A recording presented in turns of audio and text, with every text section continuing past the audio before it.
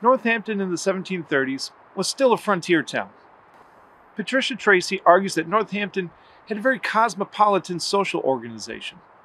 However, it was still an agricultural economy. People had to cultivate the fields, care for the animals, and harvest. Like many families in Northampton, Edwards, who built his reputation through his study, preaching, and writing, had to rely on the labor of slaves for the proper administration of his household. We know Edwards owned a number of slaves in his life, including Venus, Leah, Joseph and Sue, Rose and Titus. Welcome to our second season and our exploration of the life and thought of Jonathan Edwards. Today we will be exploring the complicated issue of Edwards and slavery. I'm Christian Cuthbert, Edwards scholar and pastor, and I'll be your guide to exploring Edwards.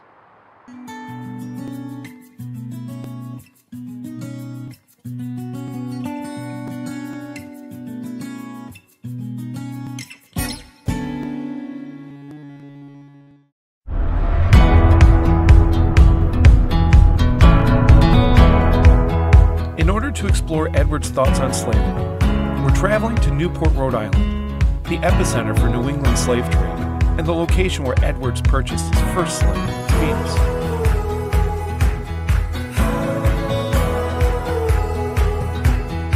Colonial Newport was a shipping town in the famously tolerant colony of Rhode Island. A commitment to liberty of conscience and religious toleration meant that Newport became a diverse town, home to Baptists, Quakers, Jews, and Anglicans, alongside traditional congregational churches. Newport was home to the import and export of rum, candles, fish, and furniture, bringing in a diverse group of seamen and businessmen. However, it was Newport's trade in human cargo that doesn't seem to quite fit with their tolerant reputation. On the other hand, maybe it does. While the institution of slavery went largely unchallenged in colonial New England, trade in humans required a looking the other way, which was a part of Newport society. This is the Lucas Johnson House. According to the Newport Historical Society, there's one reference to a slave auction held in his backyard in the 1730s. Otherwise, Newport did not have an open slave market, as was found in Charleston or New York. Instead, Newport delivered human cargo to those who had previously placed orders. It seems as if Edwards came to Newport to complete such a transaction. We're outside the oldest continuously operating tavern in the United States, the White Horse Tavern. Established in 1673, it played host to the Rhode Island colonial legislature. It was in a tavern such as this that Jonathan Edwards met Richard Perkins, James Martin, and Lieutenant Colonel Jonathan Cranston to complete his purchase of the 14-year-old slave girl, Venus. Ken Minkema describes the scene vividly in his article, Jonathan Edwards' Defense of Slavery. On June 7, 1731, 4 men gathered around a table in a southern New England seaport, possibly at a tavern, to transact some business. 3 of them, one of advanced middle age, the other 2 about a decade younger, wearing fashionable suits and having by them on the table, or balanced on a cross-knee, fine hats. They had the look of experienced sailors. Beneath the coats of at least 2 of them could be seen what might, in the low light, have been the glint off a sword hilt, or the lock plate of a pistol.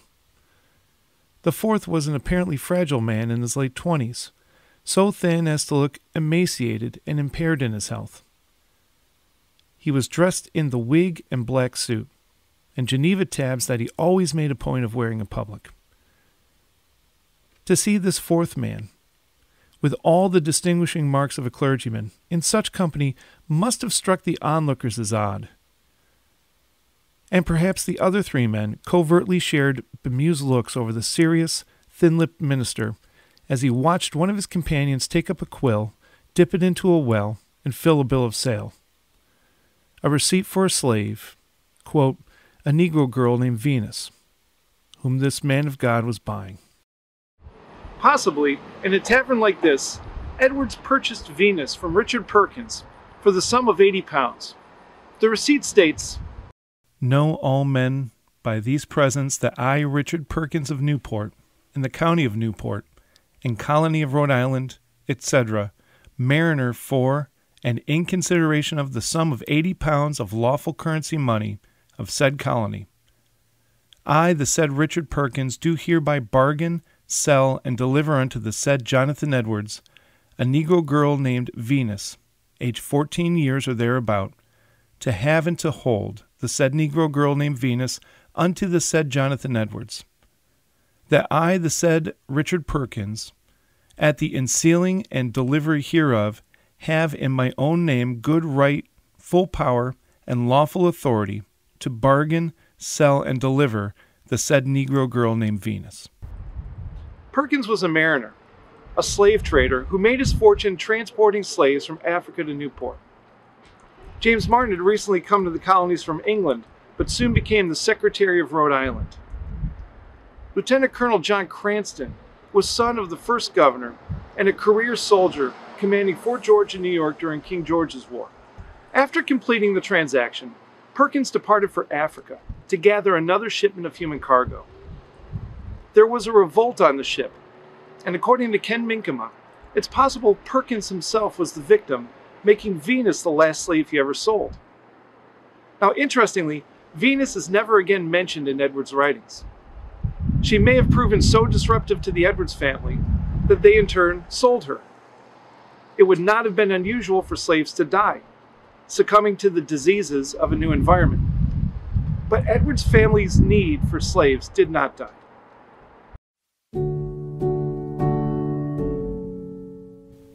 Why did the Edwards family need slaves?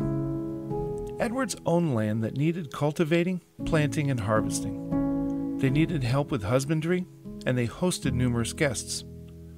While the man of the household would normally shoulder those duties, Edwards spent much of his time at his desk, located here at Yale. This is Jonathan Edwards' personal desk, located today in the Master's House at Jonathan Edwards College, Yale. Edwards was known to spend entire days in his study working at this desk.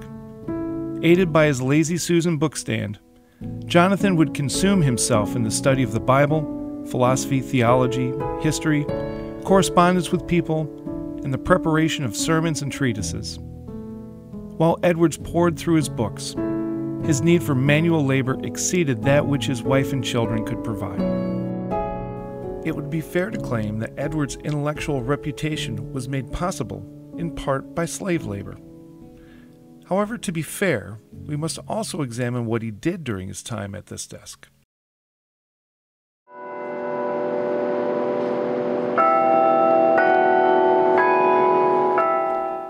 Edwards' thoughts on slavery and the slave trade most likely began when he served his small congregation here in New York City. We're standing at the corner of Wall and William Street in Lower Manhattan, just one block south from the site of Edwards Church. Now, at the time, New York was much smaller, with Chambers Street roughly where the Brooklyn Bridge stands today as its northern border. Sharing the east side of the city with Edwards' congregation was colonial New York's slave market, just 3 blocks south of Edwards Church on Wall Street. This park stands at the corner of Wall Street and Front Street, where the waterfront would have been in the 1720s. The New York slave market was where people from all over the colony came to purchase slaves at auction, or hire them for a specific task. Of the 7,000 New Yorkers in the 1720s, more than 1,000 of them were slaves. 40% of all white households employed slaves. Yet the reality of the slave market challenged even those who never questioned the institution of slavery itself. When Edwards preached his sermon, Christian Liberty, just blocks from this slave market, he opened the sermon with the line, "It was a great part of the glory of the ancient prophecies of the Messiah, that when he came into the world, he should proclaim a universal liberty to all servants, slaves, captives, vessels, and imprisoned or condemned persons." While speaking spiritually, the juxtaposition of walking past the slave market to hear Edwards' sermon on a Christian's liberty would not have been lost on his congregation. However, interestingly, in Edwards' revisions of the sermon for repreaching, he crossed out the word slaves and contented himself with addressing captives and servants. Almost 20 years later, events in New York City prompted Edwards to again wrestle with the question of slavery. Behind me is the Smithsonian's Museum of the American Indian here in New York. Now, before it was a museum, it was a customs house. But in the 1740s, this was the site of Fort George, which also served as the governor's mansion.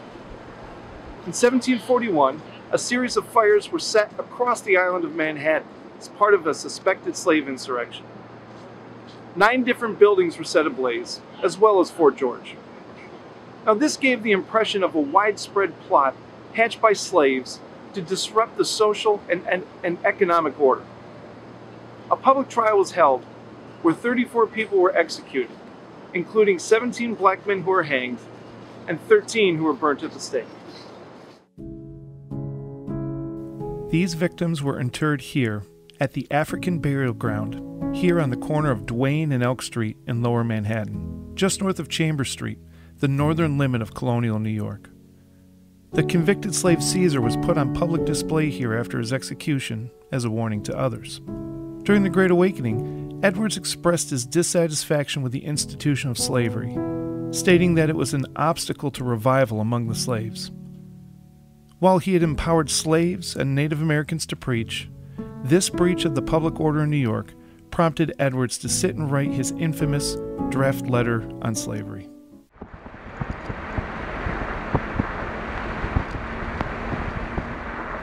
But colonial responses to slavery varied widely, even in the Connecticut River Valley. We're now traveling to Northfield, the Connecticut River Valley's northernmost colonial settlement, some 18 miles north of Deerfield. The town's pastor in the 1740s was Benjamin Doolittle, whose entanglement with slavery was as interesting as it was confusing. Reverend Doolittle was separated from many in the town by his theological commitments. He opposed the excesses of the Great Awakening, penning a treatise, An Inquiry into Enthusiasm. This set him at odds with the Orthodox Reformed members of his congregation, who leveled several different accusations against him. In addition to their theological objections, some within the Northfield community accused Doolittle of living a life of excess himself. Doolittle was not only the town pastor, but the town doctor and clerk to a proprietor, making him a well-to-do figure. But the most surprising charge leveled at Doolittle was the fact that he was a slave owner. The various conspiracies throughout the colonies, represented by the New York slave insurrection, coupled with the challenge to the institution of slavery in Northfield, prompted Edwards to pen his draft letter on slavery.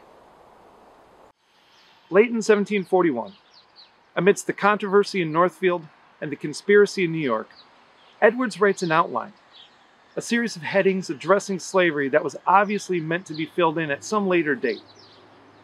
Now, I'll admit, it's hard to discern a single line of thought from the various headings, but certain themes emerge. First, Edwards criticized those who opposed slavery, yet still enjoyed the fruits of it, as hypocritical. If slavery is wrong, then one must not partake in it either immediately or remotely. Edwards claimed that those who participated remotely, quote, have their slaves at the next step. Second, Edwards criticized the slave trade, that is, the forcible removal of Africans from their homelands as, quote, a far more cruel slavery. Third, Edwards claimed that just because some slavery is opposed in the scriptures, like Israel's slavery to Pharaoh, doesn't mean that that's a universal rule. While not explicit in the draft letter on slavery, Edwards held a hierarchical worldview. He thought blacks and Native Americans stood in need of civilization and education so that piety could take root. Now, throughout the Awakenings, Edwards encouraged slaves to seek conversion. Edwards wrote in Some Thoughts Concerning the Revival, quote, and many of the poor Negroes also have been in like manner wrought upon and changed. Reverend Stephen West even recorded the conversion account of one of Edwards' slaves, Rose Bitney Salter. She described the new spiritual sense that marked Edwards' brand of conversion. Quote, you say you never saw the sun shine so, you never saw the clouds look so, and you never saw the trees look so. I wish you to tell me how they appeared, "And what it is that you saw in them?" She replied, "Oh, I don't know, sir. Only all full of God everywhere." Edwards advocated for the humane treatment of slaves. He sought their conversion and invested in their religious education.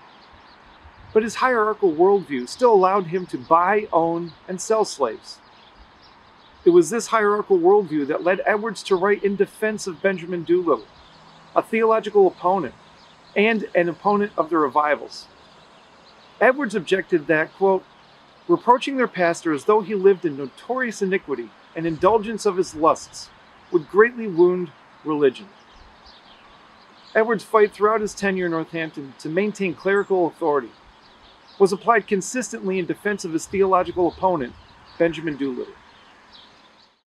Jonathan and Sarah would continue to seek slaves to help administer the household. Jonathan wrote on behalf of his wife, looking for a slave who could hand-spin fine linen. On another occasion, Jonathan wrote Joseph Bellamy and Aaron Burr Sr. about purchasing one of their slaves. The Edwards family owned at least 6 slaves throughout the course of their lives: Venus, Leah, Joseph, Sue, Rose, and Titus. We have a record that Edwards came here, to the Hezekiah Griswold house in Windsor, Connecticut, to purchase Joseph and Sue. To his dying day, and even beyond, Edwards affirmed the institution of slavery as a practice consistent with biblical hierarchy.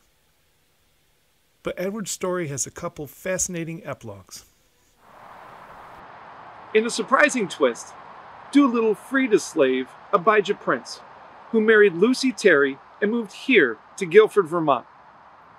Similarly, Sarah had administered the freeing of her stepmother's slaves, Jethro and Ruth. There's even a suggestion Jonathan and Sarah manumitted one of their own slaves. When Edwards was dismissed from Northampton, they had to negotiate a problem with their slave, Rose. She was married to another slave, owned by Jonathan Hunt Jr. Ken Mickema states that Hunt was, quote, so intent on ridding Northampton of its pastor that he readily released his bondman to come with him. At some point, when the Edwards arrived here in Stockbridge, it seems as if they freed Rose. By 1771, we know Rose had been freed, but she did not appear in Edwards' will in 1758, implying that by that time, she had already been granted her freedom. Maybe the most interesting epilogue to Edwards' story brings us back to Newport, Rhode Island. Edwards' intellectual achievements were enabled by his use of slaves to administer his house, allowing him to spend hours in his study every day. But when he was in that study, he developed the intellectual foundations for what would become abolitionism. While in Stockbridge, Edwards wrote The Nature of True Virtue. In this treatise, Edwards makes a case that true virtue is distinguished from virtue in natural theology by defining it as benevolence to, quote, being in general. To state this as plainly as I can, reality is that which is in harmony with God and how He created the universe. The more someone acts with the grain of reality, the better life will go. However, acting against the grain, acting without regard to being in general, would be to act out of step with reality, which just doesn't work. So if one wants to be happy and successful, one has to recognize and appreciate being in general, or the grain of divine reality, and act accordingly. However, this didn't satisfy several of Edwards' students. Edwards periodically welcomed recent graduates studying for the ministry into his house for a couple years of apprenticeship. One such student, Samuel Hopkins Jr., left Northampton to take a parish in Great Barrington, Massachusetts, before coming here to Newport in 1770. Almost immediately, his exposure to the slave trade in Newport drove Hopkins to modify Edwards' ethics in opposition of both the slave trade and the institution itself. In 1773, Hopkins published An Inquiry into the Nature of True Holiness, introducing a key change to Edwards' ethics. Instead of benevolence to, quote, being in general, Hopkins presented the idea of disinterested benevolence. Instead of an ethic that seemed to require self-interest as the driving force behind one's actions, Hopkins argued for a radical self-denial, leading to the famous idea that one must be willing to be damned for the glory of God. Now, this allowed Hopkins to preach against the evils of slavery, even though he knew it would be a financial burden for many in his congregation. Disinterested benevolence demanded opposition to slavery, regardless of the financial consequences. Hopkins' philosophical position was not merely an intellectual exercise. I'm standing in front of his house on Division Street here in Newport. Next door was the house of Captain George Buckmaster, a Jewish sea captain that rented rooms to the leader of the local synagogue, Isaac Turo. Now, next door to him was Lucas Johnston's house, a slave trader. However, when Hopkins lived here, Augustus Johnston, Lucas's grandson, stamp master and Tory, lived on the block. Across the street from Hopkins was a house that held a slave that was able to sell his own music and eventually bought his own freedom. Right next door to him, the first free black church in Newport was established. Hopkins' theology often put him at odds with his neighbors and a significant percentage of Newport's population. Hopkins and his new divinity generation, which included Jonathan Edwards Jr., modified Edwards' nature of true virtue to launch the abolitionist movement, which culminated in the Civil War. Edwards' own entanglement with slavery is complex, curious, and confusing. At times, he seemed to understand the implications of his evangelical brand of piety and acted in opposition to slavery. Yet he owned slaves throughout his life, and at other times valued the preservation of social hierarchy above consistently expressing his evangelical values. Despite failing to fully grasp the implications of his own thought, his students seemed to perceive the issue of slavery with better clarity than Edwards himself. We live in an interesting time where various historical figures are divided into good guys and bad guys, especially on the issue of race. However, Edwards demonstrates how complicated that project can be. What do we make of a slave owner who, even unwittingly, provided the intellectual foundation for abolitionism? I want to thank you for joining us during this important episode of Exploring Edwards, and hope you'll join us next time as we explore Edwards' first printed sermons. Thank you.